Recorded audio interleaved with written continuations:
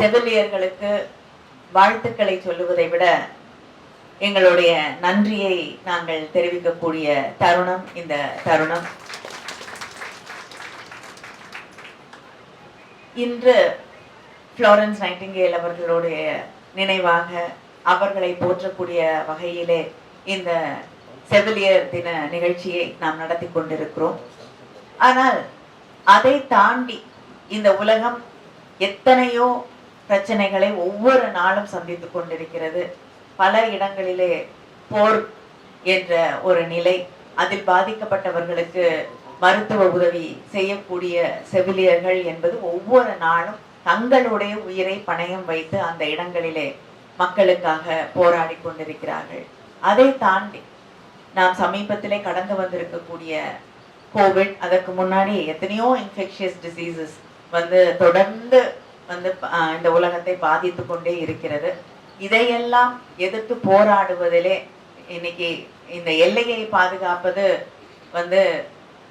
இராணுவ வீரர்களாக இருக்கலாம், ஆனால் மானுடத்தை பாதுகாப்பதில் முன்னணியிலே இருக்கக்கூடியவர்கள் செவிலியர்கள் தான் என்றால் அது மிக இல்லை. ஏன்னா அது எதுவாக இருந்தாலும், எப்படிப்பட்ட ஒரு கோவிடாக இருக்கட்டும், மற்ற இன்ஃபெக்ஷியஸ் டிசீசஸாக இருக்கட்டும், முன்னணியில நீங்க நிற்கக்கூடியவர்கள் நீங்கள் தான். ஒவ்வொரு நாளும் அதை எதிர்த்து தைரியமாக மக்களை பாதுகாப்பதற்காக போராடி கொண்டிருக்கக்கூடிய உங்களுக்கு எங்களுடைய நன்றியை நான் மீண்டும் மீண்டும் மீண்டும் தெரிவித்துக் கொள்கிறேன்.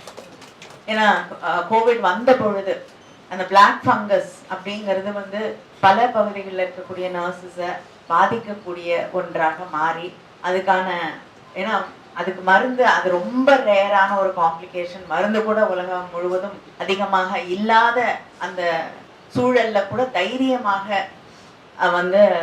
மருந்தே இல்லை, கிடைக்காது அப்படின்னு தெரிஞ்ச ஒரு சூழல்ல கூட நீங்க மக்களுக்காக நின்று அவர்களுக்காக பணியாற்றிய அந்த அளவுக்கு பெருமை மிகுந்தவர்கள் இங்க இருக்கக்கூடிய செவிலியர்கள்.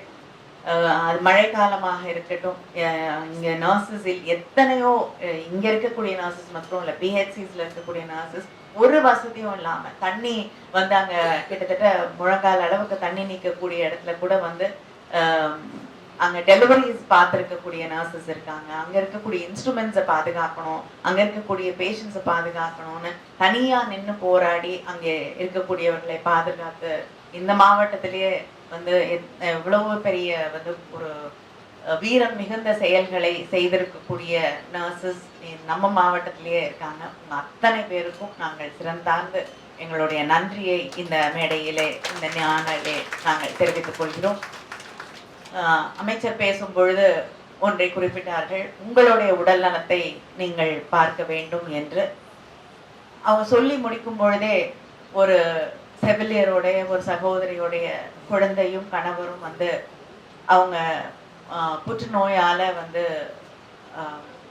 நம்மை விட்டு போகக்கூடிய ஒரு நிலை இருந்தது என்று மேடையிலே அவர்கள் வந்த பொழுது அது எவ்வளவு முக்கியம், உங்களுடைய நீங்க சாப்பிட்றது எல்லாத்தையும் தாண்டி உங்களுடைய ஆரோக்கியத்தை. ஏன்னா டாக்டர்ஸும் நர்சஸும் பொதுவாகவே உலகத்தில் இருக்க எல்லா பேஷண்ட்ஸையும் தாண்டி தனக்கு உடம்பு சரியில்லைன்னா டாக்டர்ஸ் கிட்ட போகாதவங்க நர்சஸும் டாக்டர்ஸும் தான். எந்த காலத்துலயும் அவங்கள நம்ம ஒரு ஹாஸ்பிட்டலுக்கோ இல்லைன்னா ஒரு டாக்டரை பார்க்கறதுக்கோ கன்சல்ட் பண்றதுக்கோ அனுப்பவே முடியாது. நமக்கு தினமும் சொல்லுவாங்க ரெஸ்ட் எடுங்க உடம்பு சரியில்லைன்னா, ஆனால் டாக்டர்ஸும் நர்சஸும் அதை செய்யவே மாட்டாங்க. அதனால தயவு செய்து நான் உங்களிடம் கேட்டுக்கொள்கிறேன், செக்அப் அப்படிங்கிறது உங்களுக்கு நாங்களாவது கிளம்பி ஒரு இடத்துக்கு போனோம், உங்களுக்கு அது ரொம்ப சாதாரண ஒரு விஷயம். காலையில வேலைக்கு வரும் பொழுது நீங்க ஒரு பிளட் டெஸ்ட் கொடுத்துடலாம், ஒரு அப்படியே வேலை பார்த்துக்கிட்டே நீங்க பாதி டெஸ்ட் முடிச்சிட முடியும். அதனால தயவு செய்து இங்க இருக்கக்கூடிய சகோதரிகளும் சகோதரர்களும் இயர்லி உங்களுக்கான அந்த ஜெனரல் செக்கப்பை தயவு செய்து பண்ணுங்க. நீங்கன்னா உலகத்திலே அதிகமாக ஒவ்வொரு நாளும் பேஷண்ட்ஸை பார்க்கக்கூடியவர்கள் நீங்க. நான் கம்யூனிகபிள் டிசீஸால பாதிக்கப்படக்கூடிய எத்தனையோ பேர் அதை கண்டுக்கிறதே கிடையாது. வீடு தேடி மருத்துவத்தை கொண்டு போகக்கூடிய நாம் உங்களை பாதுகாப்பதற்கும் அதை பயன்படுத்தி கொள்ள வேண்டும் என்று நான் உங்களை எல்லாம் கேட்டுக்கொள்கிறேன். அதே நேரத்தில் இங்கே நிறைய கோரிக்கைகளை வைத்திருக்கிறீர்கள், பல நியாயமான கோரிக்கைகள் இங்கே வைக்கப்பட்டிருக்கிறது. நான் உங்களுக்கும் தெரியும் அரசு எந்த அளவிற்கு இந்த கடந்த 4 ஆண்டுகளிலே ஆட்சி பொறுப்பை ஏற்றுக்கொண்ட நம்முடைய முதலமைச்சர் எத்தனை சவால்களை, எத்தனை பொருளாதார நெருக்கடிகளிலே இந்த ஆட்சியை வெற்றிகரமாக நடத்தி கொண்டிருக்கிறார் என்பது உங்களுக்கு தெரியும். அதுக்காக யாருடைய கோரிக்கையும் புறக்கணிக்கக்கூடிய ஆட்சியும் இல்லை இந்த ஆட்சி. அதனால நிச்சயமாக உங்களுடைய கோரிக்கைகளை, கருத்துக்களை நாங்கள் நிச்சயமாக எடுத்து வைப்போம்.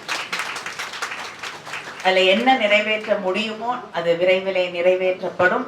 இல்லைன்னா அடுத்த ஆட்சியிலே நிச்சயமாக முதலமைச்சர் அவர்கள் விரைவிலே அடுத்த ஆண்டு அதை நிறைவேற்றி தருவார்கள் என்ற அந்த உறுதியையும் நான் உங்களுக்கு அளிக்கிறேன். உங்கள் அத்தனை பேருக்கும் மீண்டும் என்னுடைய வாழ்த்துக்களை தெரிவித்துக் கொள்கிறேன்.